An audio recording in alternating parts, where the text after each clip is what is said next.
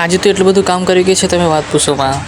જય શ્રી રામ મિત્રો, પહોંચી ગયો કારખાને, ચાલુ કરી નાખ્યું મશીન ને જો આવું કંઈક મશીન છે ને આટલું કામ કરી નાખ્યું આપણે।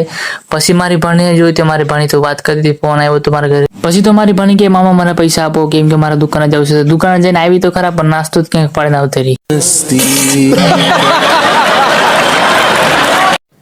જમવાનો ટાઈમ થઈ ગયો એટલે હું ને મારી ભાણી નીકળી ગયા જમવાને। મારી ભાણી જો હાઈ કરે છે તો એના માટે એક લાઈક કરી નાખજો। ઘરે આવીને જોયું ત્યાં તો મારી વારી હજી તો રસોઈ કરતી હતી। તો ફાઇનલી મિત્રો આપણું બની ગયું છે જમવાનું ને બપોરનું કંઈક આવું જમવાનું છે। પછી હું નીકળી ગયો શાકભાજી લેવા, કેમ કે શાકભાજી આવું બધું પતી ગયું હતું। પહોંચી ગયો શાકભાજીની દુકાને ને લઈ લીધી શાકભાજી, કરાઈ નાખ્યો હિસાબ ને પછી નીકળી ગયો ઘર તરફ।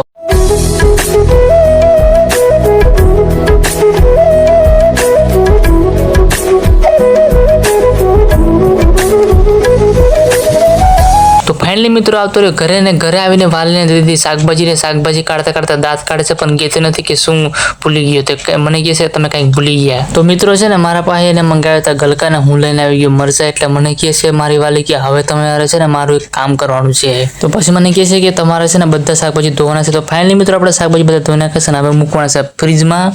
પછી તો મિત્રો સાંજનું ટાણું થઈ ગયું એટલે અમે એને વારું કરવા બેસી ગયા અને આપણો બ્લોગ અહીં એન્ડ કરીશું। મળશું નેક્સ્ટ બ્લોગમાં।